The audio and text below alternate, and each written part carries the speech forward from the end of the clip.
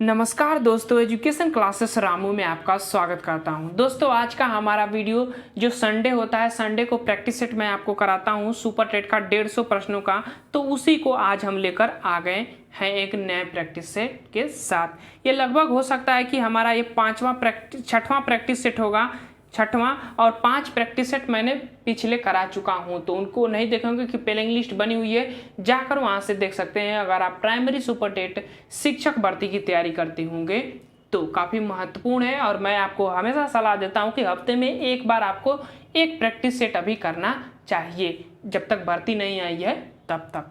तो इसी के साथ मैंने छठवां प्रैक्टिस सेट ला दिया हूं। और आपको एक चीज़ बता दूं कि शिक्षक भर्ती से रिलेटेड आपको फ्री में नोट्स पीडीएफ की ज़रूरत है तो आप हमारे टेलीग्राम पर चले जाइए, लिंक इस वीडियो के डिस्क्रिप्शन में दिया गया है। बाकी चीज़ें हम प्रैक्टिस सेट को जल्द से जल्द हल करने का कोशिश करते हैं। और एक चीज़ आपको बता दूं कि इस प्रैक्टिस सेट में कोई भी अगर त्रुटि होती है तो उसके लिए आप घबराइए मत, क्योंकि कंप्यूटर टाइपिंग द्वारा बनाया गया होता है प्रैक्टिस सेट। तो इसमें हो सकता है कि थोड़ा बहुत टाइपिंग इधर उधर हो गया होगा, इससे त्रुटियां हो सकती हैं, लेकिन उससे आपको घबराने की ज़रूरत नहीं है। बाकी चीज़ें मैं अपने तरफ से पूरी कोशिश करूंगा कि इस प्रैक्टिस सेट में कोई गलती मैं नहीं करूं। फिर भी अगर हो जाती है तो उसके लिए मुझे क्षमा करिएगा। तो चलिए अब सीधे चलते हैं प्रश्न नंबर अपने प्रैक्टिस सेट नंबर पर, और पहले हमें हिंदी का ही स्टार्ट हो जाता है। जैसे कि यहाँ पर प्रश्न 1 और 2 का आपको इस गद्यांश को पढ़कर उत्तर देना है। तो गद्यांश को हम पढ़ते हैं। सुख विश्वास से उत्पन्न होता है, सुख जड़ता से भी उत्पन्न होता है। इंपॉर्टेंट पॉइंट है, दोनों ध्यान रखिएगा। पुराने जमाने के लोग सुखी इसलिए थे कि ईश्वर में की सत्ता में उन्हें विश्वास था। उस जमाने में नमूना आज भी है, हम मगर वे महानगरों में कम मिलते हैं। यहाँ तक पढ़ लिए। उनका जमघट गांवों, कस्बों, छोटे नगरों में हैं। इनके बहुत अधिक संतुष्ट न होने के कारण यह है कि जो चीज़ उनके बस में नहीं है उससे वे अदृश्य की इच्छा पर छोड़ निश्चित हो जाते हैं। इसी प्रकार सुखी वे लोग भी होते हैं जो सच्चे अर्थों से जड़तावादी हैं, क्योंकि उनकी आत्मा पर कठखोदी चिड़िया चोंच नहीं मारा करती। किंतु जो न यहाँ तक पढ़ चुके हैं, यहाँ से पढ़ते हैं। किंतु जो न जड़ता को स्वीकार करता है, न ईश्वर को अस्तित्व को, तथा जो पूरे मन से न तो जड़ता का त्याग करता है और न ही ईश्वर के अस्तित्व का, तो उसकी वेदना उसी संवेदनावादी मनुष्य की वेदना है। पश्चिमी का आधुनिक बोध इसी पीड़ा से ग्रस्त है कि वो न तो मनुष्य भैंस की तरह खा पी कर संतुष्ट रह सकता है और न ही अदृश्य व अवलंब लेकर चिंता मुक्त हो सकता है। इसी अभागे मनुष्य के हाथ में न तो लोक न रह गया है और न ही परलोक। यहाँ तक पढ़ चुके हैं। लोक इसलिए नहीं कि वो भैंस बनकर जीने के तैयार हैं, और परलोक इसलिए नहीं कि वो विज्ञान उसका समर्थन करता है। निदान संवेदना संदेहवाद के झटके खाता हुआ उस आदमी दिन रात व्याकुल रहता है, और वह रह रहकर आत्महत्या की कल्पना करने के अपने व्याकुलता का रेचन करता रहता है। तो ये था काफ़ी अच्छा गद्यांश से पढ़ने के बाद एक आनंद सा अनुभव होता है। तो प्रश्न नंबर पहला कि सुख किनसे उत्पन्न होता है, पहले ही लाइन में लिखा गया था, तो विश्वास से भी और जड़ता से। तो इस तरह हमारा बी वाला विकल्प इसका सही हो जाएगा। पहले ही लाइन देखिएगा ध्यान से। प्रश्न नंबर दूसरा है कि गाँवों में लोग असंतुष्ट नहीं हैं क्योंकि वे अदृश्य पर चिंता छोड़ देते हैं, अपनी चिंताओं को अदृश्य पर छोड़ देते हैं, भगवान पर छोड़ देते हैं। तो ये वाला विकल्प जो है, जो दिखाई नहीं देता उस पर छोड़ देते हैं। तो गद्यांश वाले प्रश्न हो गए। अब चलते हैं प्रश्न नंबर तीसरा। निम्नलिखित वाक्य का भेद विकल्पों में से चुनिए। भैया वाक्य क्या है, ये है वाक्य आपका। उससे पत्र लिखा जाएगा, उससे पत्र लिखा जाएगा, कौन सा विकल्प सही हो जाएगा इस प्रश्न के अकॉर्डिंग? तो बी वाला भाववाची के अंतर्गत उसकी भाव की भंगिमा को बताया गया है इसमें। प्रश्न नंबर चौथा है कि हमें पौधे लगाएं, हमने पौधे लगाएं का कर्मवाची होगा। तो इसका कर्मवाच्य आपको बताना है। तो इसका जो कर्मवाच्य होगा वो होगा हमारे द्वारा पौधे लगाए गए। तो ये वाला विकल्प जो है इसका सही हो जाएगा। हालांकि मैं विकल्प इसलिए मैं नहीं पढ़ रहा हूँ कि समय ज़्यादा लग सकता है, इसीलिए मैं डायरेक्टली उत्तर ही बता रहा हूँ आप लोगों के लिए। प्रश्न नंबर 5 के मुहावरे और लोकोक्तियों के प्रयोग के संदर्भ में कौन सा कथन उचित है? तो कौन सा कथन उचित है? तो देखिए इसका जो विकल्प सही होगा वो पहला, ये भाषा प्रयोग में प्रभावी बनाते हैं, ये भाषा प्रयोग को प्रभावी बनाते हैं, स्पेशली सही बात है। मुहावरे और लोकोक्तियाँ उसको प्रभावी बनाने का ही कार्य करते हैं। 5वां का ये वाला विकल्प सही हो जाएगा। प्रश्न नंबर 6 पर चलते हैं और 6 कह रहा है कि किस तरह के वाक्य में आशीर्वाद एवं शुभ कामना का बोध होता है। तो किस तरह के वाक्य में ये दोनों का प्रयोग होता है? तो वह किस तरह के वाक्य में होता है? तो वह होता है इच्छावाचक वाक्य में प्रयोग होता है। प्रश्न नंबर 7वां की क्रियात्मक संज्ञा सदा किस रूप में रहती है? देखिए ये थोड़ा गलत प्रश्न है, दे दिया गया है, इसको छोड़िए। प्रश्न नंबर 8वां है कि वचनामृत समस्त पद का विग्रह होगा। तो वचनामृत इसका विग्रह आपको करना है, क्या होगा? तो अमृत रूपी वचन को वचनामृत कहा जाता है। ये वाला विकल्प जो है इसका सही हो जाएगा। प्रश्न नंबर 9 है कि निम्नलिखित विकल्पों में से अनेक आर्थिक शब्द समूह पहचान कर चिन्हित कीजिए। अनेक आर्थिक शब्द जो एक ही चीज को प्रदर्शित कर रहे हैं, अनेकों अर्थ में या शब्द में आप कह सकते हैं। तो हमारा बी वाला विकल्प अंग, अवयव, अंश और शरीर एक ही चीज को प्रदर्शित कर रहा है, तो बी वाला विकल्प हमारा सही हो जाएगा। प्रश्न नंबर 10वां है, ये लोगों की वजह से थोड़ा अच्छा से नहीं दिख रहा है, मैंने कोशिश किया कि लोगों को हट जाए लोगो इसका, लेकिन वो नहीं हट सका, फिर भी अब इसी को आपको कराना पड़ा।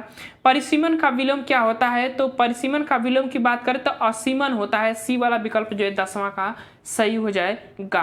प्रश्न नंबर 11 कि पत्र या प्रश्नादि के उत्तर की अपेक्षा करने वाले को क्या कहते हैं? तो उसको हम कहते हैं क्या? उत्तरापेक्षी कहा जाता है। डी वाला विकल्प जो है इसका सही हो जाएगा।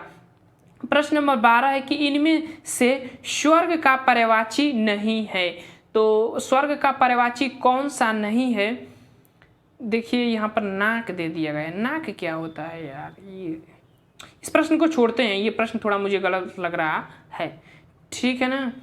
प्रश्न नंबर 13 पर चलते हैं और प्रश्न नंबर 13 है कि कुजगह फोड़ा और ससुर वैद्य कहावत का अर्थ है। कुजगह फोड़ा और ससुर वैद्य का क्या कहावत का अर्थ होगा वो आपको बताना है। तो धर्म संकट की स्थिति होती है उसी को कहते हैं कुजगह फोड़ा और ससुर वैद्य, मतलब ऐसे जगह फोड़ा हो गया है और वैद्य भी ऐसे हैं, ससुर भी वैद्य हैं। तो डी वाला विकल्प जो है सही हो जाएगा। धर्म संकट की स्थिति होना 13 का डी वाला विकल्प। प्रश्न नंबर 14 है कि शुद्ध वाक्य छाटिए। इसमें से शुद्ध वाक्य आपको छाटना है।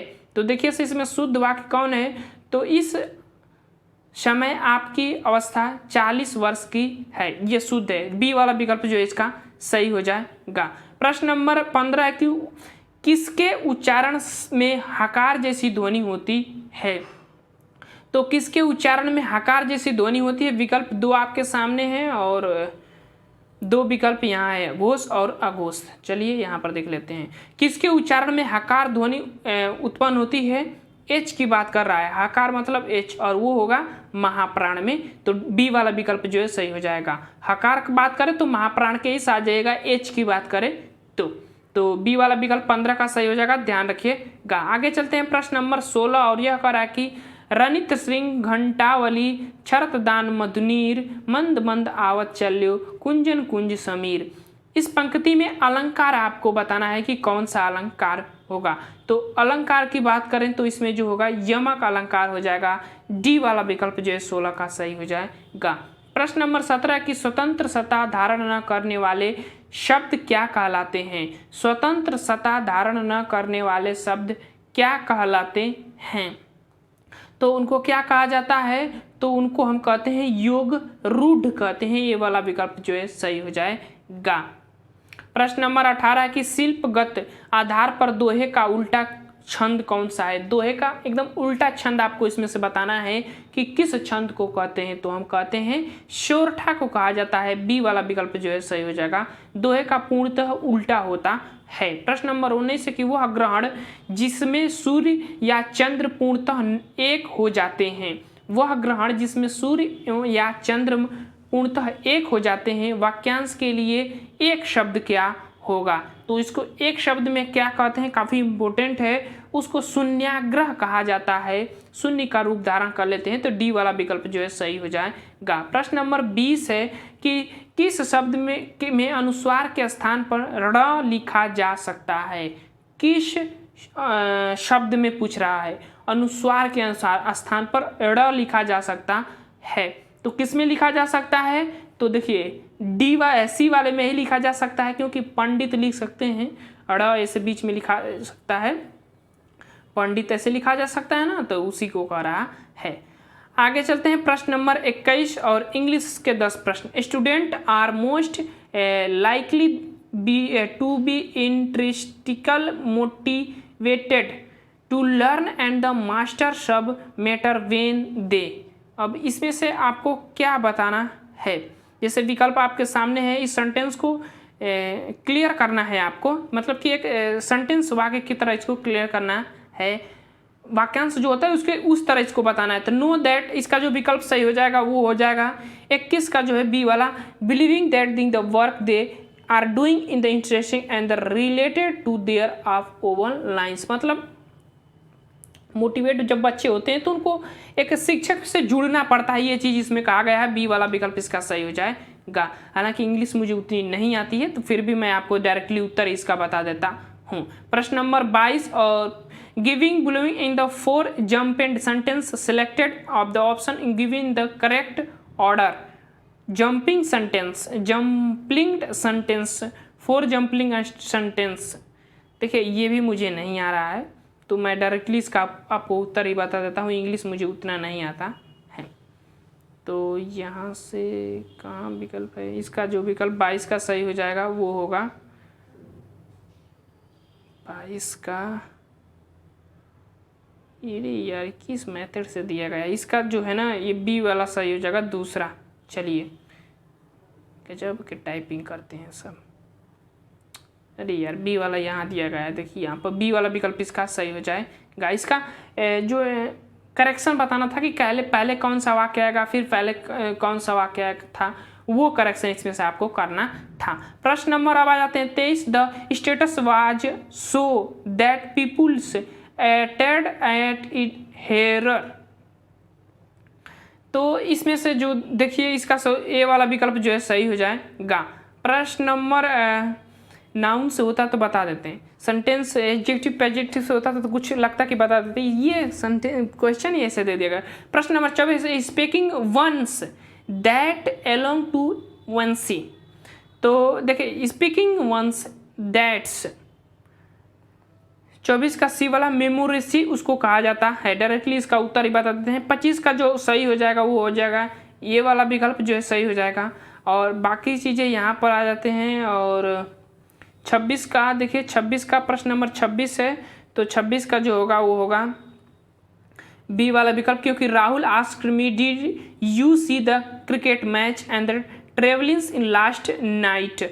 तो ये देखिए एक्टिव वाइज से पैसिव वाइज में आपको बताना है। तो इसका जो हमारा विकल्प मैंने बी वही बता था कि Rahul said me whether and I had seen, इसमें वर्ब देखा जाता है, बस याद रखिएगा वर्ब से ट्रिक लगाकर आप मारा जाता है। प्रश्न नंबर 20 और इसका जो 20 का 27 का जो सही होगा वो होगा डी वाला विकल्प, इंग्लिश मुझे नहीं आती है तो छोड़ रहा हूँ। प्रश्न नंबर 28 है, 28 का जो है डी वाला विकल्प जो है सही हो जाएगा।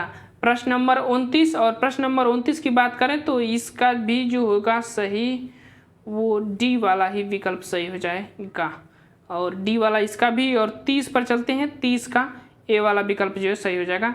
इंग्लिश वाले क्वेश्चन खत्म हो गए, इंग्लिश मुझे नहीं आती है, उस समझ में नहीं आ रहा था मुझको, टाइपिंग कर कर कैसे बना देते हैं सब। प्रश्न नंबर 31, अब यहाँ से ध्यान से चलते हैं। दामोदर पर में प्रयुक्त समास है, ये संस्कृत के प्रश्न आ गए हैं। दामोदर में समास कौन सा है वो आपको बताना है प्रश्न नंबर 31 का। तो दामोदर में समास की बात करें तो वो बहुब्रीहि समास के अंतर्गत आ जाता है, बी वाला विकल्प जो है सही हो जाएगा। पतंजलि में संधि होगी, पतंजलि में संधि कौन सी होगी वो आपको बताना है।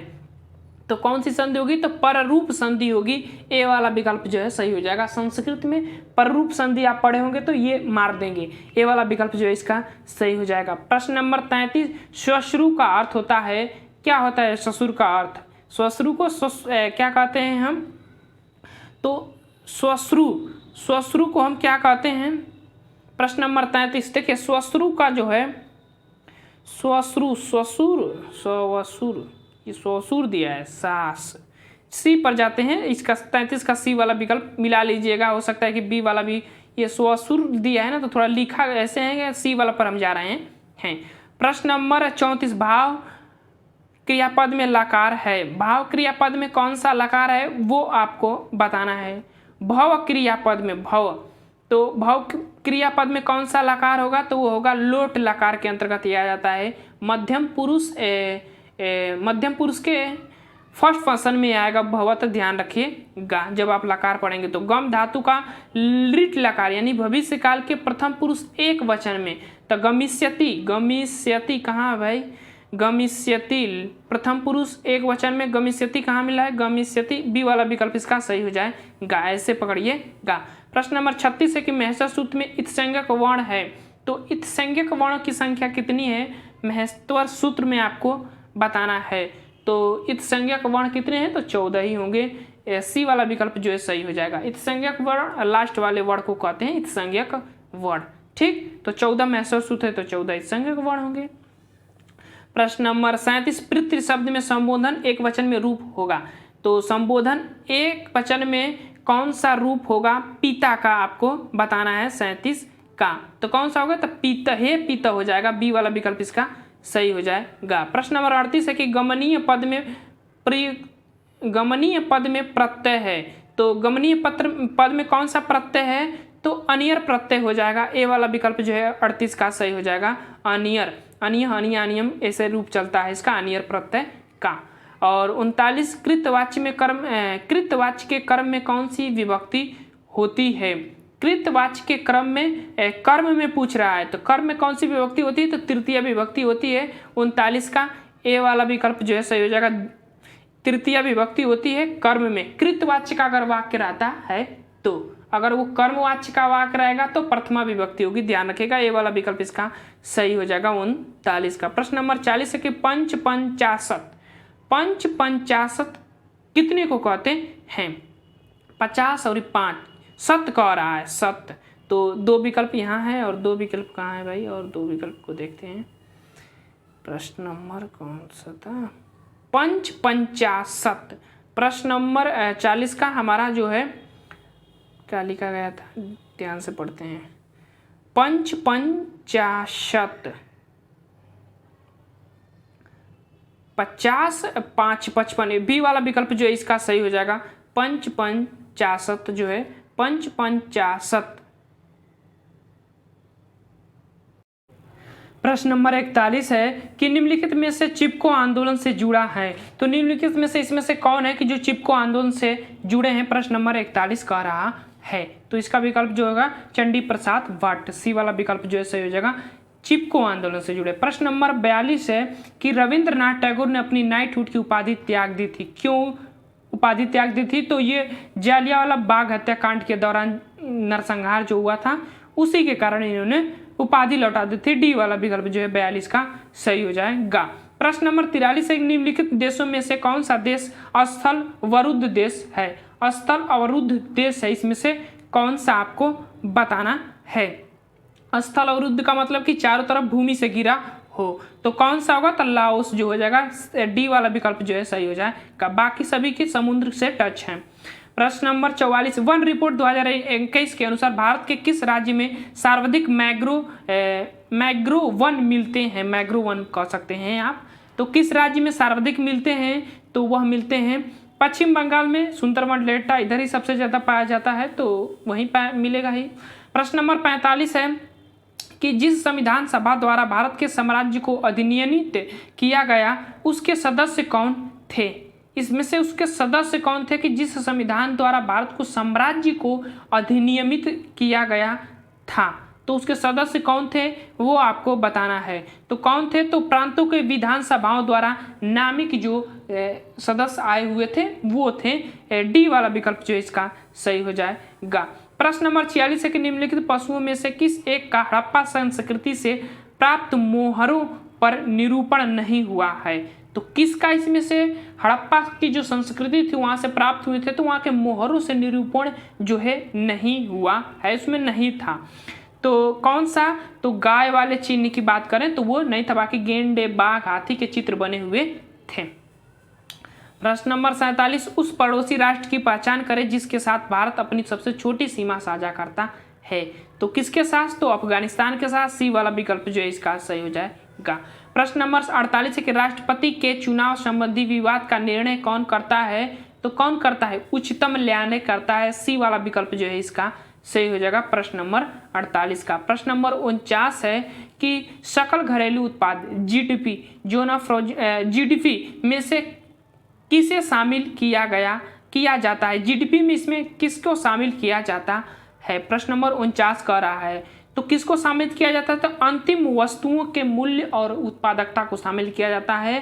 बी वाला विकल्प जो है इसका सही हो जाएगा 49 का, किसी भी चीज का अंतिम चीजें शामिल किया जाता है। प्रश्न नंबर 50 के निम्नलिखित में से कौन शास्त्रीय भाषा में नहीं है, तो इसमें से कौन सा शास्त्रीय भाषा में नहीं है भाषा आती है, तो वो आपको बताना है। तो मैथिली जो है शास्त्रीय भाषा के अंतर्गत नहीं आती है, बाकी तमिल, तेलुगु, संस्कृत ये सब शास्त्रीय भाषा के अंतर्गत आने वाली भाषाएं हैं, ध्यान रखिएगा। प्रश्न नंबर 51 है कि दो उत्तरोत्तर श्रृंखला अथवा दो उत्तरोत्तर गर्त के बीच की दूरी को कहा जाता है। दो उत्तरोत्तर श्रृंखला और दो उत्तरोत्तर गर्त के बीच की दूरी को क्या कहा जाता है, काफी इंपोर्टेंट प्रश्न है, ध्यान रखिएगा। तो क्या कहते हैं उसको, हम तरंग दैर्ध्य कहा जाता है। दो उत्तरोत्तर श्रृंखला और दो उत्तरोत्तर गर्त के बीच की दूरी को तरंग दैर्ध्य कहा जाता है। प्रश्न नंबर 52 है कि एक रेडियो एक्टिव पदार्थ की अर्ध आयु काल 4 महीने है, इस पदार्थ के 3/4 क्षय होने में समय लगेगा, तो इसके 3/4 को क्षय होने में कितना समय लगेगा वो आपको बताना है प्रश्न नंबर 52 को। तो कितना समय लगा, तो 8 महीने का समय लगता है।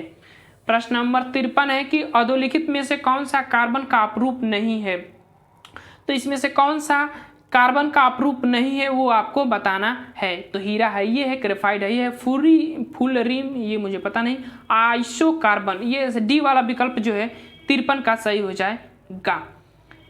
ठीक है ना, अगर गलत हो जाएगा तो उसको मुझे ध्यान नहीं, यही उत्तर में दिया गया था तो जो मैं आपको बता रहा हूँ। प्रश्न नंबर 54 है कि कौन सी गैस नोबेल गैस कहलाती है, तो कौन सी गैस नोबेल गैस कहलाती है प्रश्न नंबर 54 का, तो हीलियम को नोबेल गैस की श्रेणी में रखा जाता है। प्रश्न नंबर 55 है कि कौन सा हार्मोन लड़ो फड़ो हार्मोन्स कहलाता है, तो कौन सा हार्मोन्स, तो एड्रिनल जो हार्मोन्स होता है वो लड़ो फड़ो हार्मोन्स कहलाता है। 55 का बी वाला विकल्प जो है सही हो जाएगा, काफी इंपोर्टेंट है। प्रश्न नंबर 56 है कि निम्न में से कौन सा भारत में निर्मित हल्का युद्ध योग्य हवाई जहाज है, युद्धपोत भी कह सकते हैं या हल्का युद्ध योग्य हवाई जहाज है, तो कौन सा है 56 का, और वो है तेजस, जो कि हाल ही में अभी बना हुआ है तेजस। तो करंट का भी विषय ध्यान रखिएगा, हवाई जहाज है, हल्का है भारत का। प्रश्न नंबर 57, कीट बच्चे पौधे जिस मृदा में उगते हैं उससे में कमी रहती है, किसकी कमी रहती है, तो वो नाइट्रोजन की कमी रहती है। 57 का सी वाला सही हो जाता है, इसीलिए कीटों का भक्षण करते हैं नाइट्रोजन की पूर्ति के लिए। प्रश्न नंबर 58 है कि मरुद भूमि के पादप अधिकतर होते हैं, तो मरुद भूमि के पादप अधिकतर होते हैं, तो कैसे होते हैं वो बताइए, तो मांसल होते हैं, मांसल मतलब मांसल होते हैं, वो मोटे मोटे मांसल होते हैं। बी वाला विकल्प जो है सही हो जाएगा। पत्तियां कम ही मात्रा में पाई जाती है, मरुस्थली वाले क्षेत्र में जो पौधे होते हैं उनकी बात हो रही है। प्रश्न नंबर 59 है निम्नलिखित में से कौन सा एक पदार्थ प्राकृतिक का बहुलक है, तो कौन सा पदार्थ है जो प्राकृतिक का बहुलक है, तो वह है रेशम है। बी वाला विकल्प जो है 59 का सही हो जाएगा। प्रश्न नंबर 60, मानव शरीर में प्रचुर मात्रा में पाए जाने वाला तत्व कौन सा है, तो वह है, काफी इंपोर्टेंट प्रश्न है, कई बार पूछा गया है, ऑक्सीजन है। सी वाला विकल्प इसका सही हो जाएगा। प्रश्न नंबर 61 है कि सूर्य सामान्य रूप से एक शांत कमरे में अकेले पढ़ना चाहता है, जबकि मदन एक समूह में अपने मित्रों के साथ पढ़ना चाहता है, उनमें डैश डैश के भिन्नता के कारण है, तो किसकी भिन्नता के कारण है, उन दोनों की भिन्नताओं को देखने के बाद तो वो अधिगम शैली है, उनके तरीके हैं पढ़ने के। सी वाला विकल्प जो है सही हो जाएगा। हमारा भी शांत स्थान पर ही पढ़ने में रुचि लगता है, तो हमारा भी वही हो सकता है। प्रश्न नंबर 62, अल्बर्ट बांडुरा निम्नलिखित से किस सिद्धांत से संबंधित है, तो किस सिद्धांत से संबंधित है? तो सामाजिक अधिगम का सिद्धांत, अल्बर्ट बंडुरा का आप पढ़े ही होंगे, ये वाला विकल्प जो है सही हो जाएगा। प्रश्न नंबर 63 है कि बालक के शारीरिक एवं क्रियात्मक विकास की दिशा होती है। तो बालक के शारीरिक एवं क्रियात्मक विकास की दिशा कैसी होती है? प्रश्न नंबर 63 कह रहा है, और वह होती है सिर से पैर तथा पैर तथा शरीर के मध्य से बाहर की ओर। दो प्रकार के होते हैं, मतलब दो प्रकार से बांटा जाता है। एक सिर से पैर की तरफ, एक जो है कि मध्य भाग से, शरीर के मध्य भाग से बाहरी अंगों की तरफ होता है। तो बी वाला विकल्प जो है इसका सही हो जाएगा। प्रश्न नंबर 16 ये परिभाषा है, व्यवहार के कारण व्यवहार में आया परिवर्तन अधिगम कहलाता है। ये परिभाषा किसकी है? तो ये परिभाषा की बात करें तो गिलफोर्ड महोदय की है। सी वाला विकल्प जो है सही हो जाएगा। प्रश्न नंबर 65 है कि निम्नलिखित में से कौन अधिगम निर्योग्यता या विकार किशोरावस्था में अधिक सक्रिय होती है? तो कौन सी अधिगम निर्योग्यता किशोरावस्था में सबसे अधिक होती है? तो वह होती है, सभी इसमें से हो जाएगा डी वाला विकल्प। प्रश्न नंबर 66 है कि जीन पियाजे के संज्ञानात्मक विकास के सिद्धांत के अनुसार परिकल्पित निगमात्मक तर्क किस अवधि में विकसित होता है? तो परिकल्पित निगमनात्मक तर्क किस अवधि में विकसित होता है वो आपको बताना है प्रश्न नंबर 66 का। तो वह होता है जीन पियाजे की चौथी जो अवस्था होती है उसमें अमूर्त संक्रियात्मक की अवस्था में परिकल्पनाएं करने लगता है बालक अमूर्त चीजों के बारे में। प्रश्न नंबर 67 है कि कोलबर्ग के अनुसार सही और गलत प्रश्न के बारे में निर्णय लेने में शामिल चिंतन प्रक्रिया को कहा जाता है। तो उसको हम क्या कहते हैं? नैतिक तर्कणा कहते हैं। 67 का सी वाला विकल्प जो है सही हो जाएगा। इंपोर्टेंट प्रश्न है, ध्यान रखिएगा।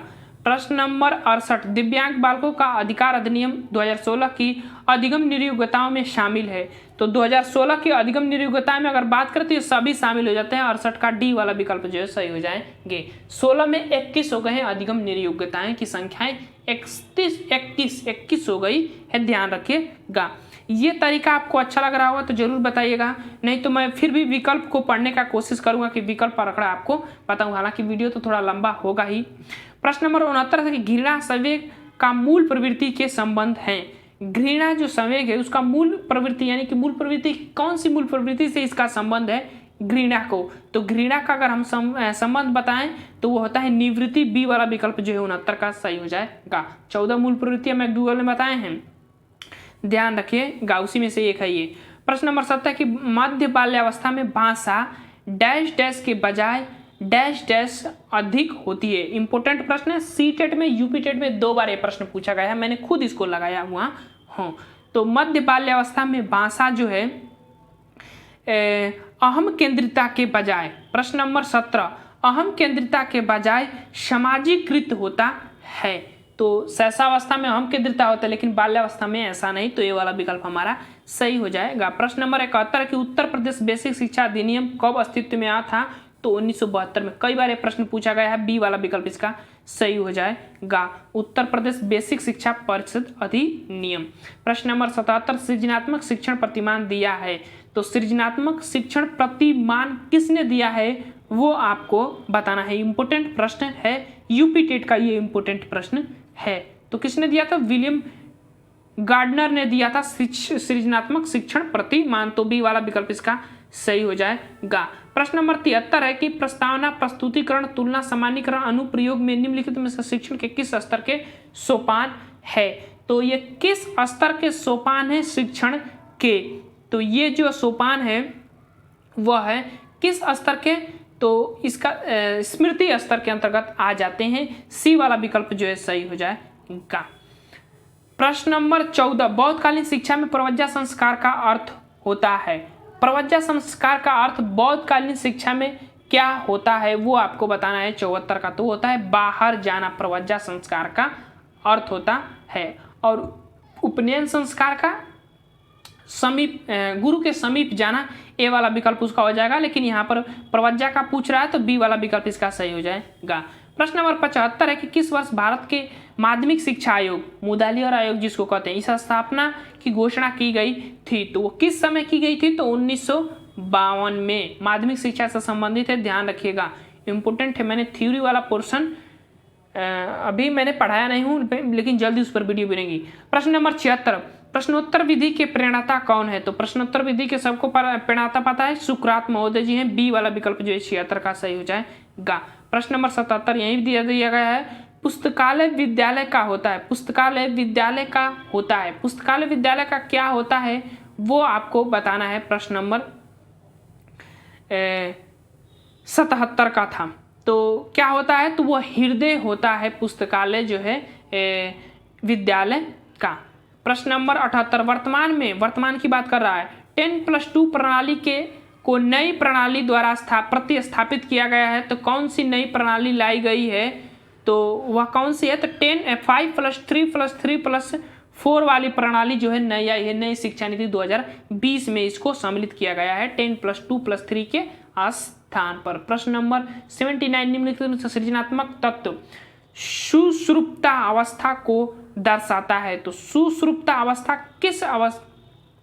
किसको दर्शाता है सृजनात्मक तत्व में? तो वह दर्शाता है उद्भवन को दर्शाता है। इंपोर्टेंट प्रश्न है, बी वाला विकल्प जो इसका सही हो जाएगा। प्रश्न नंबर 80 है कि ग्रेड अंकों से क्यों अलग है? ग्रेड जो है अंकों से क्यों अलग है वो आपको बताना है। तो क्योंकि वह विश्लेषणात्मक होता है इसीलिए वो अंतर हो जाता है। ये वाला विकल्प जो है 80 का सही हो जाएगा। अब मैथ के क्वेश्चन स्टार्ट हो जाते हैं, तो मैथ में थोड़ा समय लेंगे हम। चलिए, प्रश्न नंबर 81 की रीता ने 10 रुपए में 15 खिलौने खरीदे और 15 रुपए में 10 खिलौने बेच दिए। तो बताइए उसे कितने प्रतिशत का लाभ या हानि होता है? तो ऐसे प्रश्न जब भी आपको मिले तो पहले आपको लिखना है खिलौने, यानी 15 खिलौने हैं 10 रुपए, फिर उसके बाद 10 खिलौने हैं और 15 रुपए। तिर्यक इसका गुणा करेंगे तो ये 100 हो जाएगा और ये हो जाएगा 225। 15 का वर्ग ही होता है, तो ये वाला ऊपर वाला क्रय मूल्य हो जाता है और नीचे वाला जो है विक्रय मूल्य हो जाता है। और इसका घटा देंगे तो इसका लाभ या हानि निकल जाता है। और उसी के आधार पर जब इसको घटाएंगे तो 225 में से 100 घटाएंगे तो कितना बचेगा? 125। और 125 बटा 100 गुणे 100 और 100 से 100 कट गया तो हमारा 125 वाला विकल्प जो है सही हो जाएगा। ए वाला विकल्प जो है सही हो जाएगा, इसका ध्यान रखिएगा। अच्छा प्रश्न था, काफी बार वैसे प्रश्न बनते हैं। प्रश्न नंबर 82, यदि किसी निश्चित धनराशि पर 2 वर्ष के लिए 3% वार्षिक दर से चक्रवृद्धि ब्याज इतना दिया गया है, तो समान धनराशि पर समान समय के लिए साधारण ब्याज क्या होगा? अब देखिए यहाँ पर चक्रवृद्धि ब्याज दिया गया है और साधारण ब्याज पूछ रहा है, तो ध्यान रखिएगा। ऐसे प्रश्नों को देखिए, इसको थोड़ा हम हल करेंगे तो थोड़ा लंबा मेथड इसका प्रदर्शित होगा। प्रश्न नंबर 82 का ध्यान रखिएगा। तो इसका डायरेक्टली हम आपको उत्तर ही बता देते हैं। इसका जो उत्तर होगा वो होगा 82 का 100 वाला विकल्प जो है, सी वाला विकल्प जो है सही हो जाएगा। अब देखिए यहाँ पर क्या किया गया है कि आपको मूलधन निकालना पड़ेगा। 2 वर्षों का मूलधन जब आप निकालेंगे तो उसी मूलधन को साधारण ब्याज के सूत्र पर रखकर आप हल करेंगे और समय यही रहेगा, दर यही रहेगा, तो आपका आंसर आ जाएगा। हालांकि आप इसको लगाऊंगा तो थोड़ा लंबा हो जाएगा, ध्यान रखिएगा। प्रश्न नंबर 83, ए और बी किसी काम को 12 दिनों में कर सकते हैं, बी और सी किसी काम को 15 दिनों में कर सकते हैं और सी और ए उसी काम को 20 दिनों में कर सकते हैं। ए बी सी उस काम को कितने दिनों में कर सकते हैं? तो देखिए इसको आपको कैसे हल करना है, 2 इधर रख दीजिएगा और 1/12 प्लस 1/15 प्लस 1/20 ऐसे रखकर, और ऐसे रखकर आपको क्या करना है, देखिए ऐसे जब आप रख लेंगे तो उसको बात क्या करना है कि इसका लसा निकालेंगे तो 60 लसा आ जाएगा। और इसी के आधार पर देखिए मैंने सिचुएशन आपको बता दिया हूँ, इसी पर आप हल करिएगा। हालांकि वीडियो का डिस्प्ले थोड़ा छोटा रहता है इसीलिए समझाने में दिक्कत होती है। तो प्रश्न नंबर 83 का हमारा विकल्प सही हो जाएगा, सी वाला विकल्प इसका आएगा, आंसर सही हो जाएगा 83 का, ध्यान रखिएगा। उसी पर मतलब कि मैंने आपको एकदम समीकरण बता दिया कि कैसे उसको हल करना है। प्रश्न नंबर 85, यदि एक परीक्षा में पास हुए एवं फेल हुए छात्रों का अनुपात इतना है, यदि 5 छात्र और आ जाएं और फेल हुए 2 छात्र कम हो जाएं तो पास हुए छात्रों एवं फेल हुए छात्रों का अनुपात इतना हो जाता है। हालांकि इसका भी मेथड थोड़ा लंबा हो जाएगा हल करने पर। तो प्रश्न नंबर इसका ए वाला विकल्प जो है सही हो जाएगा, प्रश्न नंबर 84 का। तो 84 का हमारा ये वाला विकल्प सही हो जाएगा। जिस प्रश्न में थोड़ा कम समय लगेगा उसको हल करने की कोशिश मैं करूंगा। जैसे देखिए इस पर समय कम लगेगा, हो सकता है। प्रश्न नंबर 85, 100 विद्यार्थियों की औसत अंक 440 है, तो बाद में ज्ञात हुआ कि वह त्रुटि कर देता। काफी इंपोर्टेंट प्रश्न है।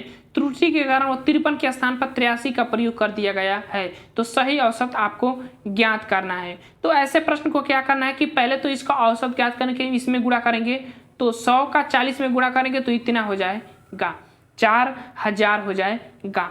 अब क्या हुआ कि त्रुटि हुआ है हमारा 53 के स्थान पर 83 का प्रयोग कर दिया गया है, तो 53 को 83 में से 53 को घटाएंगे, और जब 53 को घटाएंगे तो 0 और 3 यानी कि 30 हमारा आएगा।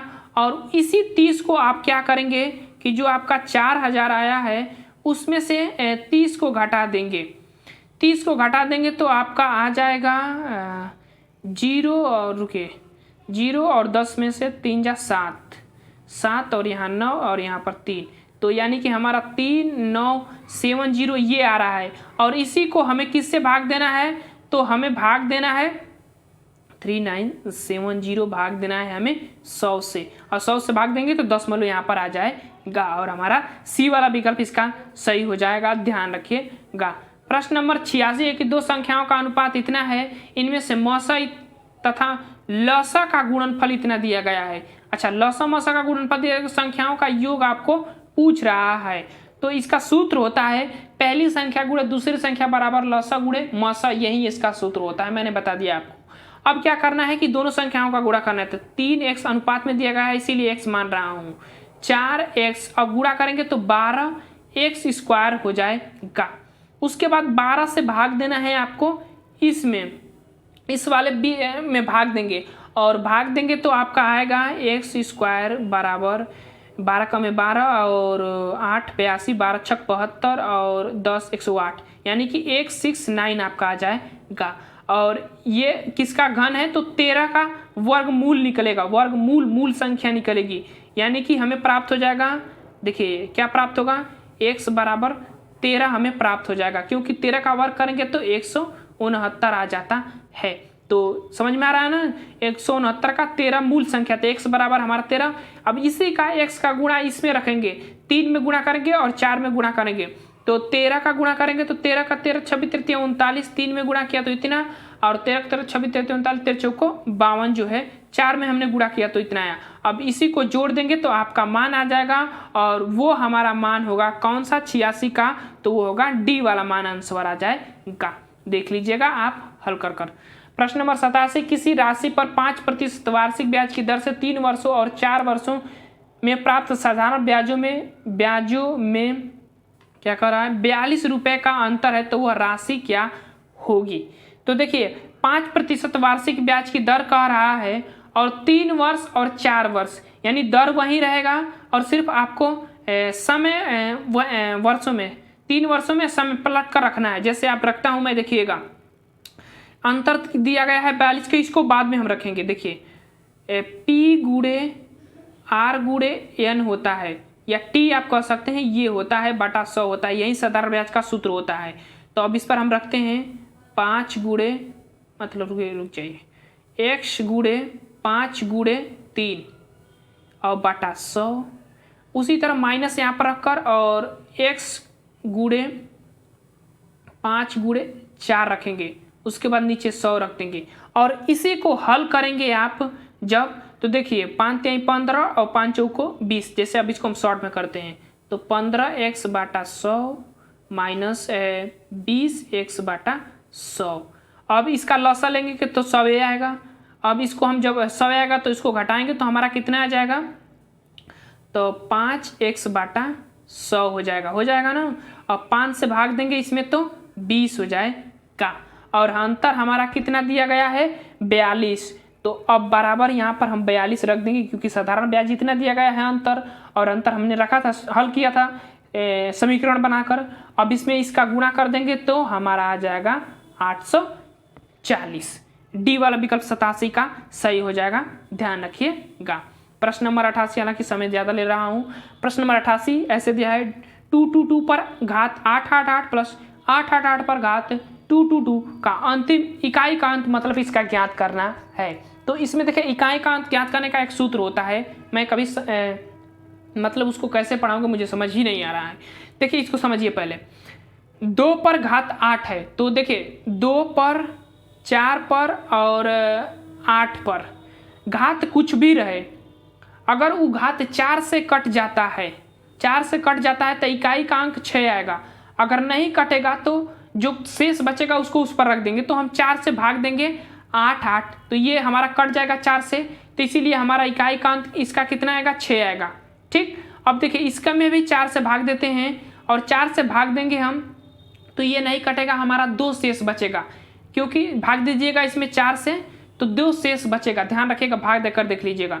और उसी 2 शेष को हम 8 पर रख देंगे, और जब हम 8 पर 2 शेष को रखेंगे तो हमारा 64 हो जाएगा और इकाई का अंक हमारा 4 आ जाएगा।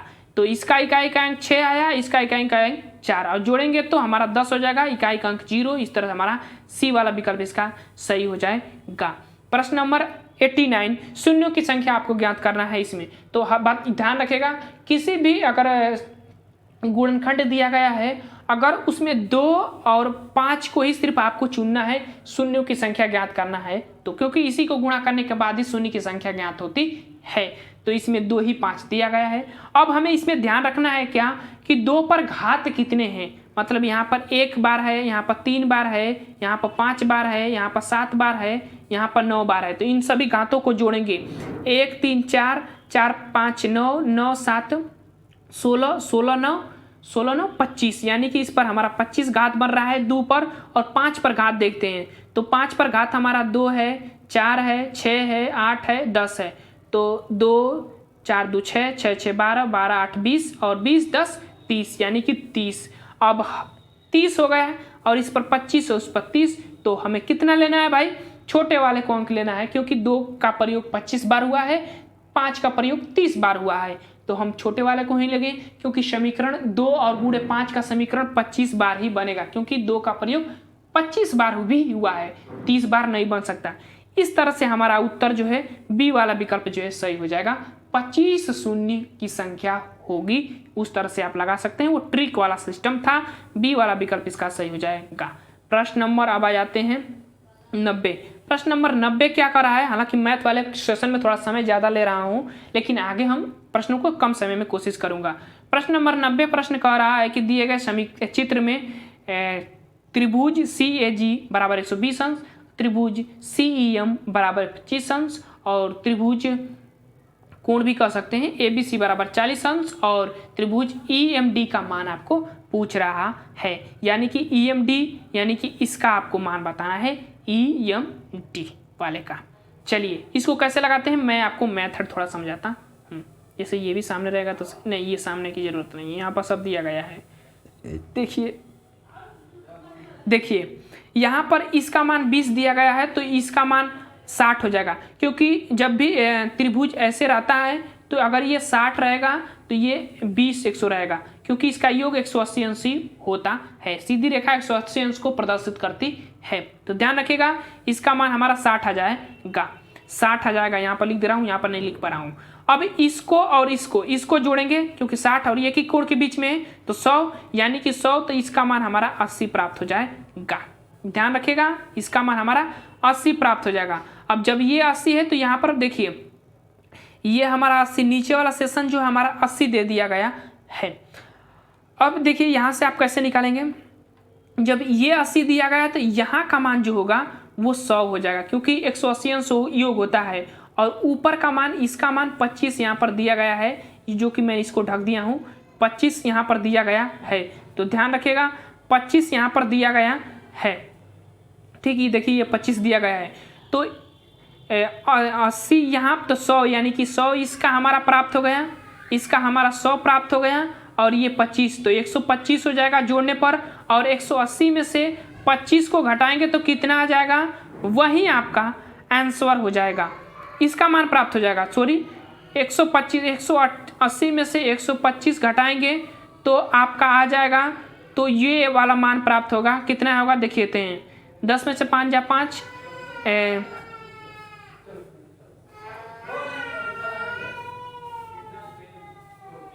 4 चलिए, तो यहाँ से ध्यान रखिएगा, 180 में से, थोड़ा आवाज़ इधर से आ रहा है, 180 में से हम कितना घटाएंगे, 125 घटाएंगे, तो 125 घटाएंगे तो 5 आ जाएगा, और 7 में से 2 घटाएंगे तो 5, 55 बचेगा। और 55 जब हमारा ये वाला मान हमारा क्या आ गया, ये वाला मान हमारा जो है 55, ये वाला 55 आ जाएगा, सॉरी ये वाला मान आएगा, यहाँ पर थोड़ा ये काम नहीं कर रहा है, ये वाला मान हमारा 55 आ जाएगा। और जब ये हमारा मान 55 आएगा तो ये वाला मान जो है 180 में से 55 घटाएंगे तो 125 आ जाएगा। तो हमारा इसका मान आंसर डी वाला 125 हो जाएगा। ऐसे ही हल कर सकते हैं। प्रश्न नंबर 91 है कि देखिए, प्रश्न नंबर 91 को देखते हैं। प्रश्न नंबर 91 का राखी कोष्ठ में x प्लस वाई बराबर क्यू माइनस कोष्ठ में x माइनस वाई बराबर क्यू गुणनखंड को कीजिए। तो देखिए, इसको हल करने के बाद हमारा ये वाला आंसर आ जाएगा। इसका मेथड थोड़ा लंबा है, लंग मेथड है इसका। अब चलते हैं आगे, और अगला हमारा प्रश्न है, प्रश्न नंबर 92 है। प्रश्न नंबर 92 का राखी जब 5 पर 2450 घात हो तो 126 से विभाजित करने पर शेष क्या बचेगा, वो आपको बताना है इसमें से। तो देखिए, ऐसे प्रश्न जब भी आपको मिले, ऐसे प्रश्न तो कैसे हल करना है। देखिए, कोई पहले देखिए कि घात सम है कि विषम है, तो घात हमारा सम है, और सम है तो आपको क्या मानना है, घात पर 2 या 4 मान सकते हैं। चलिए हम 2 मानते हैं, ठीक, 2 मानते हैं, घात पर 2, तो ये इसको हटा देते हैं। अब 2 हमने मान लिया घात पर, तो ये हो जाएगा 25, और 25 में हम क्या करेंगे कि 126 से भाग देंगे। 25 में 126 से भाग देंगे तो मान लीजिए कि 126 रख दिए, तो हमारा आ जाएगा कितना, -101 आ जाएगा। और किसी का भी उत्तर -101 नहीं आता है, ध्यान रखिएगा इस चीज़ में। तो इस कंडीशन को हम क्या करेंगे, तो फिर हमें भाजक में से जो 126 से भाग दिया था उसमें से हम 126 माइनस 101 घटाएंगे और हमारा 25 आ जाएगा, और वही हमारा आंसर हो जाएगा। इसी तरह इसको हल किया जाता है ऐसे प्रश्नों को। प्रश्न नंबर अब आ जाते हैं निर्देशन के अनुसार, इसको पढ़ना है, पहले पढ़ते हैं। देखिए, 18,000 मासिक आय वाले किस व्यक्ति का मासिक बजट प्लान निम्नलिखित वृत्तांत रेख में दिया गया है। वृत्तांत रेख का अध्ययन करें और प्रश्नों को उत्तर दीजिए। तो ये देखिए, और ये हमारा वृत्तांत है। एक चीज ध्यान रखिएगा, इन सभी को जोड़ेंगे ना तो 360 अंश होगा। ध्यान रखिएगा, 360% भी कह सकते हैं और अंश भी कह सकते हैं। तो ये चीज को ध्यान रखिएगा, अंश और प्रतिशत। तो ये सबका 360 अगर नहीं रहेगा तो वो प्रश्न गलत रहेगा, ये चीज को ध्यान रखिएगा। प्रश्न क्या पूछा है उसको देखते हैं। भोजन पर मासिक व्यय रुपए में है। भोजन पर जो मासिक व्यय, तो भोजन क्या है भाई, यहाँ पर 105 है, 105 है भोजन पर मासिक व्यय आपको बताना है। अब देखिए, यहाँ पर एक चीज ध्यान रखिएगा, 105 रुपये भोजन पर जब आप 105% भोजन पर आप खर्च कर रहे हैं तो हमें निकालना पड़ेगा 18,000 का 105%। क्यों 105% गुणा, और जब आप इसका गुणा करेंगे तो इसका जो है ये वाला आंसर आ जाएगा। अब गुणा उसका बहुत लंबा है तो मैं गुणा करूंगा तो ज़्यादा समय लग जाएगा। इसका बी वाला 5250 इसका आंसर हो जाएगा, गुणा कर देखिएगा। प्रश्न नंबर 94, मासिक बचत शिक्षा पर मासिक व्यय से कितना अधिक है। मासिक जो है मासिक बचत मासिक व्यय से कितना प्रतिशत शिक्षा पर की बात कर रहा है। चलिए पहले यहाँ पर देखते हैं, मासिक बचत और शिक्षा की बात हो रही है। तो यहाँ देखिए, ये है हमारा मासिक शिक्षा और ये हमारा बचत। अब देखिए, इसमें क्या होता है कि इसको आप पहले तो 1% का मान आप इसमें से निकालेंगे ना तो काफ़ी आसान हो जाता है इसको हल करने में। तो देखिए, इसका डायरेक्टली उत्तर ही बता देते हैं, इसका मेथड थोड़ा लंबा हो जाएगा अगर हल करूँगा तो प्रश्न नंबर 94 का हमारा विकल्प जो सही होगा वो होगा ए वाला विकल्प। जो 94 का जो है ए वाला विकल्प जो है इसका सही हो जाएगा, ध्यान रखिएगा। तो इसका जो 94 का सही होगा। तो चलिए इसको हल कर ये आपको बता देता हूँ, क्योंकि समय लग रहा है तो क्या हुआ फिर कहेंगे कि आप हल कर नहीं बताते हैं। देखिए, पहली चीज़ यहाँ पर देखिए, इसको कैसे हल कर सकते हैं आप।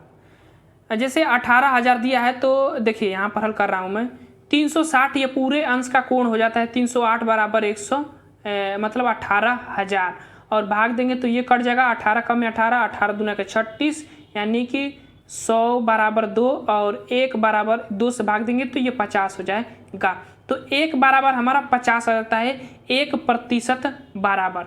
अब जब हमारा प्रतिशत निकल गया 1% बराबर तो अब कुछ नहीं करना है आपको। अब देखिए अब भोजन का पूछेगा तो भोजन पर मासिक व्यय कितना है 105% है।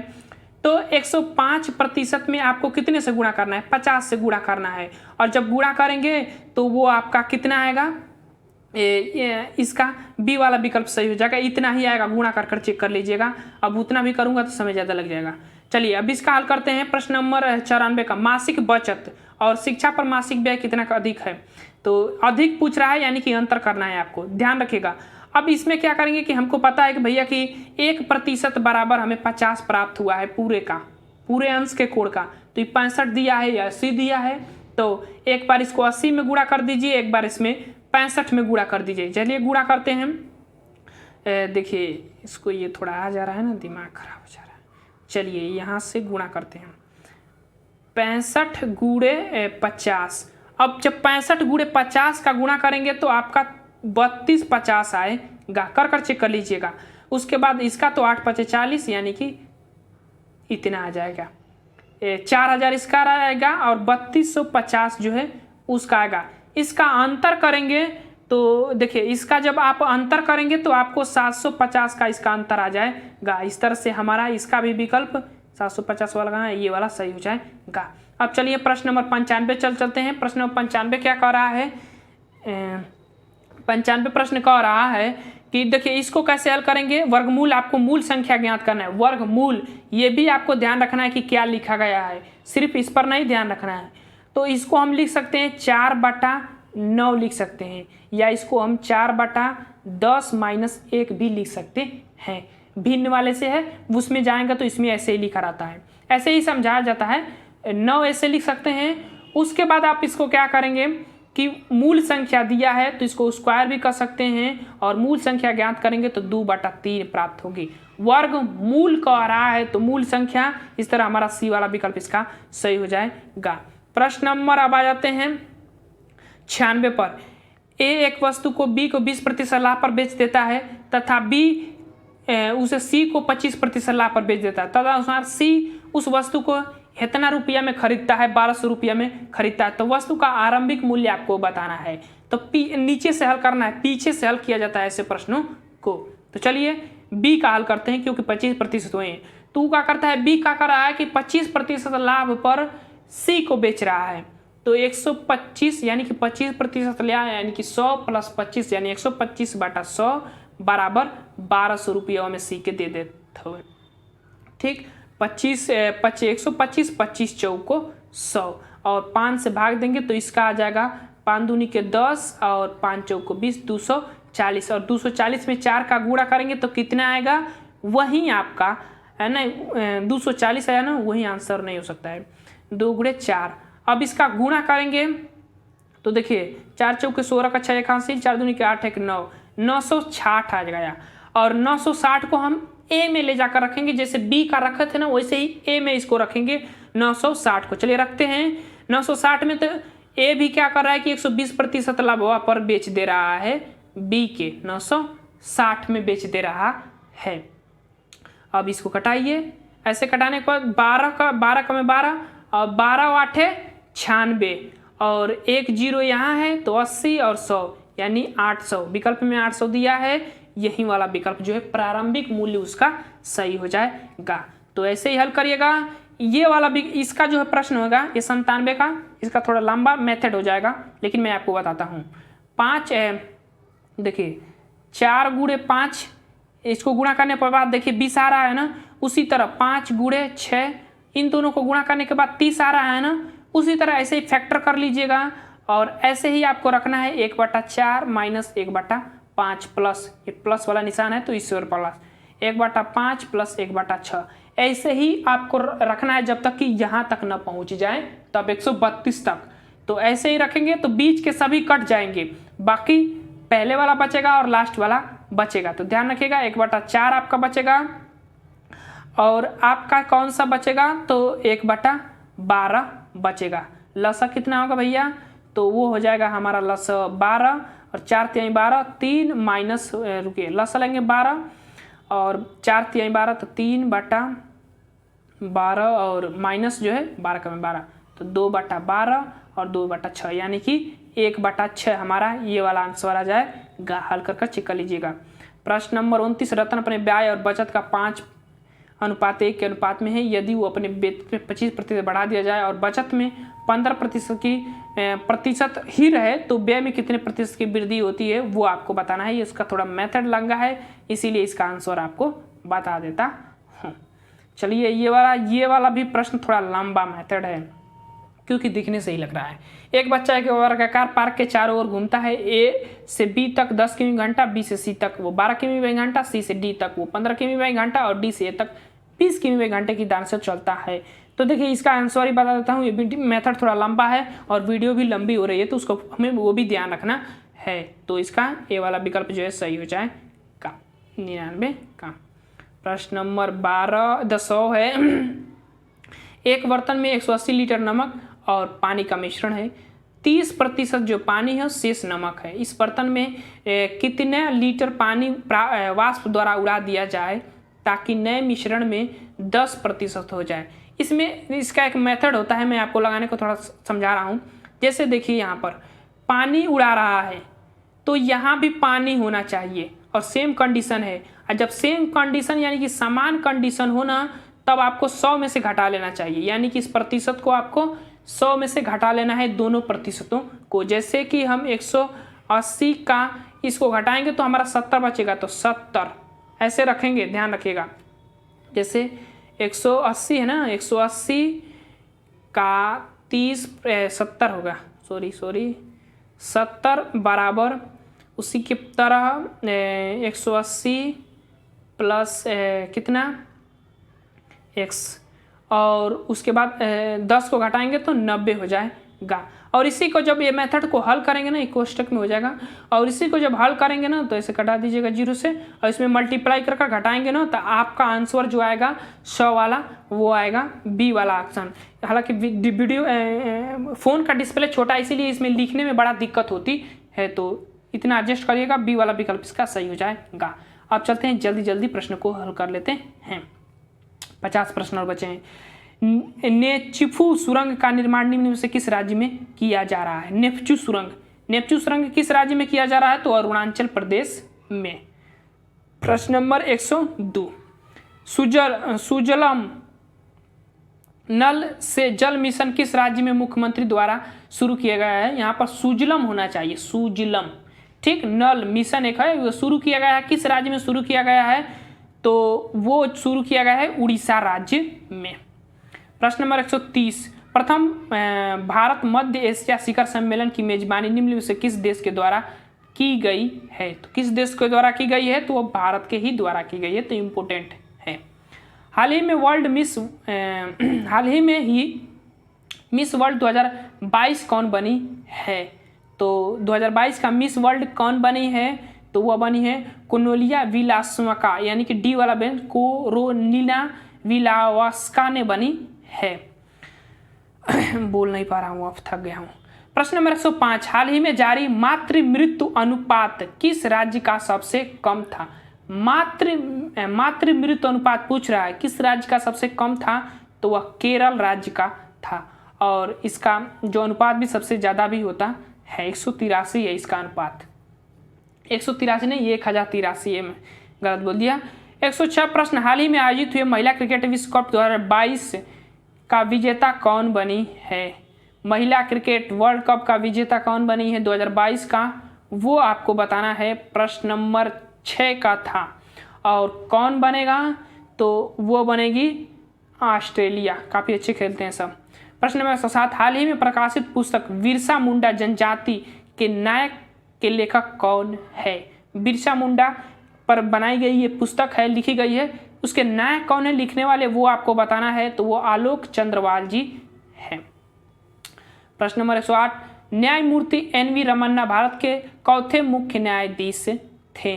तो न्यायवी NV रमन्ना जो भारत के चौथे मुख्य न्यायाधीश हैं वो आपको बताना है, 48वें नंबर के थे। प्रश्न नंबर 9, हैंड इन हैंड युद्धाभ्यास किन देशों का संयुक्त युद्धाभ्यास है? प्रश्न नंबर 109 का, तो वो भारत चीन के बीच होता है। युद्धाभ्यास हैंड इन हैंड होता है।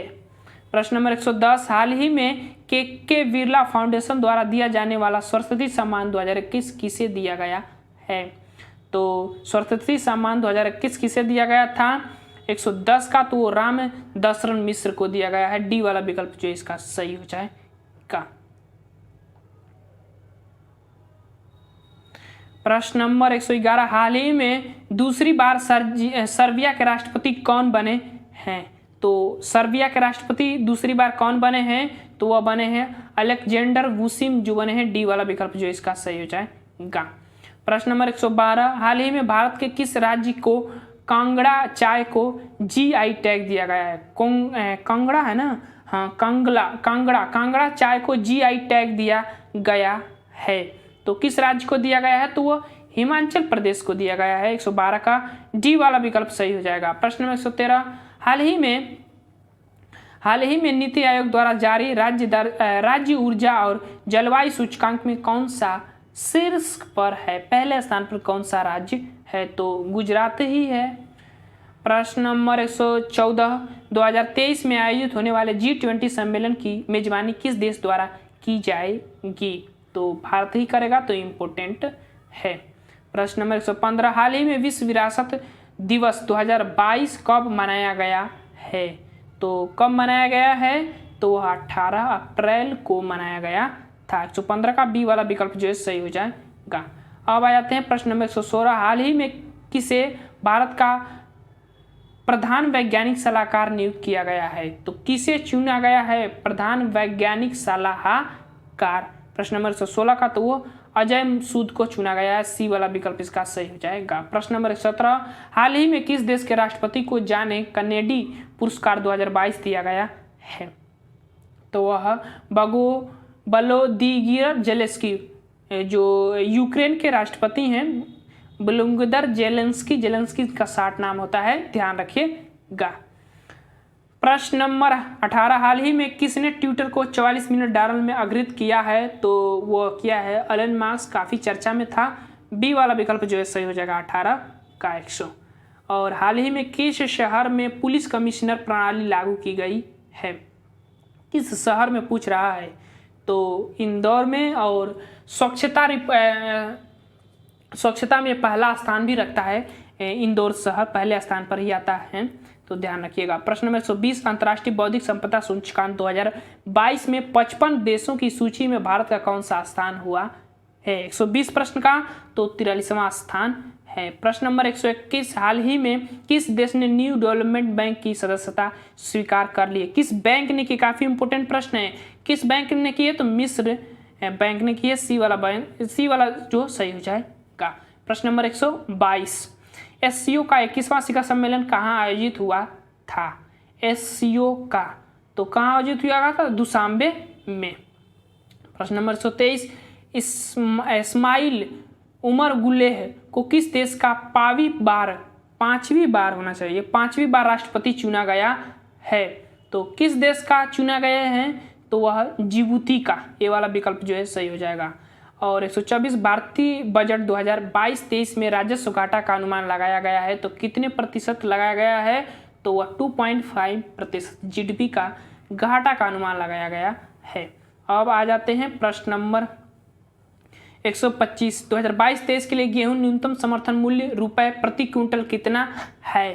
2022-23 के लिए न्यूनतम समर्थन मूल्य एमएसपी जिसको कहते हैं 125 का, ए वाला विकल्प 2015 रुपए जो है न्यूनतम समर्थन मूल्य 2022-23 के लिए रखा गया है। प्रश्न नंबर 126, हाल ही में पीएम मोदी भारतीय अंतरिक्ष संघ का शुभारंभ किया गया, इसकी टैगलाइन क्या है? टैगलाइन पूछ रहा है, तो वह है भूमंडल में ब्रह्मांड तक, भूमंडल से ब्रह्मांड तक। हाल ही में चर्चा रहा मास्क्यूरिस क्या है? 127 का, तो वह एक मलेरिया रोधी टीका है। मलेरिया रोधी जो एक टीका होता है। और 128, हाल ही में TX2 अवार्ड किस टाइगर रिजर्व को दिया गया इम्पोर्टेंट है। सत्यमंगलम टाइगर रिजर्व को दिया गया है। प्रश्न नंबर 29, वीवी गुरुरंग का हाल ही में निधन हो गया, वे किस राज्य के पूर्व सीएम थे? प्रश्न नंबर 129 का, तो वो थे सिक्किम के। नाम भी सिक्किम की राज्य के जैसा है। प्रश्न नंबर 130, हाल ही में केंद्र सरकार द्वारा नव भारत साक्षरता कार्यक्रम शुरू किया गया है, यह किससे संबंधित है? तो किससे? तो प्रौढ़ शिक्षा से संबंधित है। नकारात्मक पुनर्बलन को हटाने या दूर करने से क्या होता है? नकारात्मक पुनर्बलन को हटाने या दूर करने से क्या होता है? तो किसी विषय व्यवहार में घटित होने में वृद्धि होती है। विशेष व्यवहार के घटित होने में वृद्धि होती है। बी वाला विकल्प इसका सही हो जाएगा। प्रश्न नंबर 32, जीवन कौशल एक व्यवहारात्मक परिवर्तन विकास उपागम है जिसे जीवन के 3 क्षेत्र ज्ञान अभिवृद्धि के साथ संतुलित स्थापित करता है। यह परिभाषा किसने दिया था? तो यह यूनिसेफ ने दिया है। सी वाला विकल्प जो है सही हो जाएगा। प्रश्न नंबर अब आ जाते हैं 133, अभिप्रेरणा अधिगम का सर्वोत्तम मार्ग है, तो ये किसका कथन है? तो 133 का ये वाला स्किनर का कथन है, इम्पोर्टेंट है। अभिप्रेरणा आवश्यकता का संप्राप्ति सिद्धांत किसने दिया था? तो अब्राहम मैस्लो, सबको पता है। 34 का जो है अभिप्रेरणा आवश्यकता संप्राप्ति सिद्धांत किसने दिया है? 134 का अभिप्रेरणा संप्राप्ति, तो देख मैक्सीलैंड जो दिए हैं। सी वाला विकल्प इसका सही हो जाएगा। संप्राप्ति दे दिया गया है ना, इसीलिए सी वाला विकल्प जो है सही हो जाएगा। प्रश्न नंबर 135, मूल्य की प्रकृति होती है, तो मूल्य की प्रकृति कैसी होती है? तो उपयुक्त सभी होती है। प्रश्न नंबर 136 है कि निःशुल्क एवं अनिवार्य शिक्षा का अधिकार अधिनियम 2009 में कितनी धाराएं थी? तो कितनी धाराएं थी? तो वो थी 38 धाराएं थी। तो इसका हमारा जो है डी वाला विकल्प जो है सही हो जाएगा। अब आगे चलते हैं और शिक्षक के नेतृत्वकर्ता के रूप में प्रमुख प्रमाण है। क्या प्रमाण है भैया? शिक्षक के नेतृत्वकर्ता के रूप में प्रमुख प्रमाण है, तो वह है क्या प्रमाण है? उपयुक्त सभी में से बच्चों का मुखिया, असफलता की जिम्मेदारी लेना, ये सभी हो जाएगा भाई। डी वाला विकल्प इसका सही हो जाएगा। प्रश्न नंबर 38, व्यावसायिक नैतिकता कितने प्रकार की होती है? तो ये दोनों प्रकार की होती है। डी वाला विकल्प जो है सही हो जाएगा। वर्णनात्मक और प्रमाणित दोनों होती है। प्रश्न नंबर 139, कौन सा दंड क्या कह रहा है? कौन सा दंड है जो एनसीएफ 2005 द्वारा निष्पिद्ध कर दिया गया है? निषिद्ध कर दिया गया है कौन सा दंड? तो कौन सा दंड जो है निषिद्ध कर दिया गया है? तो वह है शारीरिक दंड आप नहीं दे सकते, इसको खत्म कर दिया गया है। प्रश्न नंबर 140, पुरस्कार वांछित कार्य के साथ साथ सुखद साहचर्य बनाने का साधन है। इंपोर्टेंट है परिभाषा। किसकी परिभाषा? 140 का, तो यह है हरलाख का है। ये वाला विकल्प इसका सही हो जाएगा।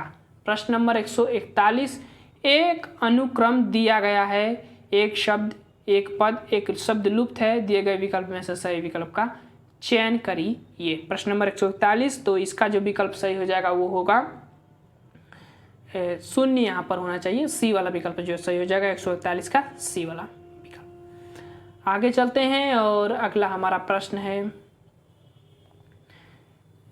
कैलेंडर से आ गया है। चलिए, यदि 1 जनवरी 1910 को शनिवार है तो 20वीं शताब्दी में 1 जनवरी तो 1991 को कौन सा दिन रहा होगा? तो कौन सा दिन रहा होगा? तो वो मंगलवार। ये वाला विकल्प हमारा सही हो जाएगा। प्रश्न नंबर 143 है कि एक घड़ी 4 बजे सुबह सही समय पर मिलाई जाती है, परंतु घड़ी प्रत्येक 24 घंटे में 20 मिनट सुस्त हो जाती है, तो चौथे दिन 3 बजे सुबह घड़ी का समय क्या होगा? प्रश्न नंबर 143, तो वह 4:20 हो जाएगा चौथे दिन। डी वाला विकल्प जो है सुस्त हो जाती है, तो 43 का जो हमारा विकल्प सही होगा, 24 घंटे में 20 मिनट वो सुस्त हो जाती है, तो चौथे दिन 3 बजे सुबह घड़ी का समय क्या होगा? सॉरी, ये सुस्त हो जाती है ना, तो ये वाला 3 बजे पूछ रहा है, तो सुस्त हो रहा है तो लेट हो जाएगा ना, कई डी वाला विकल्प ही सही हो जाएगा। इसको मिला लीजिएगा, प्रश्न नंबर 140, निम्नलिखित आकृति में घनों की संख्या कितनी है। तो इसमें घनों की संख्या आपको बताना है कि कितनी है। तो ध्यान रखिएगा, 3 2 5, 5 4 9 और 9 3 12, 12 3 15 और विकल्प में हमारा जो है 144 का विकल्प में 35 दिया गया है ना घनों की संख्या। तो इसका सी वाला विकल्प जो है सही हो जाएगा। उसके पीछे भी घन होंगे तो ध्यान रखिएगा, सी वाला विकल्प इसका सही हो जाएगा। प्रश्न नंबर 145, अनिल विवेक से कितना छोटा है, तरुण से उतना ही बड़ा है। यदि विवेक की और तरुण की आयु का योग 40 वर्ष हो तो अनिल की आयु ज्ञात कीजिए। 145 का और इसका आंसर जो होगा वो होगा 24 वर्ष। प्रश्न नंबर अब 146, MS ऑफिस क्या है। तो एक यह क्या होता है, तो यह एक सॉफ्टवेयर होता है टाइपिंग के लिए। प्रश्न नंबर 47 100, स्मार्टफोन में विंडोज ऑपरेटिंग सिस्टम का कौन सा संस्करण प्रचलित है। तो कौन सा संस्करण, तो 3810x2100 वाला संस्करण प्रचलित है। 148 है कि वर्तमान में विंडोज ऑपरेटिंग सिस्टम का कौन सा संस्करण प्रचलित है। तो इस समय कौन सा संस्करण प्रचलित है वो आपको बताना है। तो विंडोज 7 सबसे ज़्यादा प्रचलित है। और अब आ जाते हैं, प्रश्न नंबर 2 बचे हैं। एनालॉग सिग्नल को डिजिटल सिग्नल के साथ तथा डिजिटल सिग्नल को एनालॉग सिग्नल में कौन बदलता है। काफ़ी इंपोर्टेंट प्रश्न है और वो मोडेम बदलता है। तो ये वाला विकल्प इसका सही हो जाएगा। प्रश्न नंबर 150, URL का पूरा नाम क्या होता है। तो URL का पूरा नाम की बात करते हैं, यूनिफॉर्म रिसर्च लोकेटर इसको कहते हैं। बी वाला विकल्प इसका सही हो जाएगा।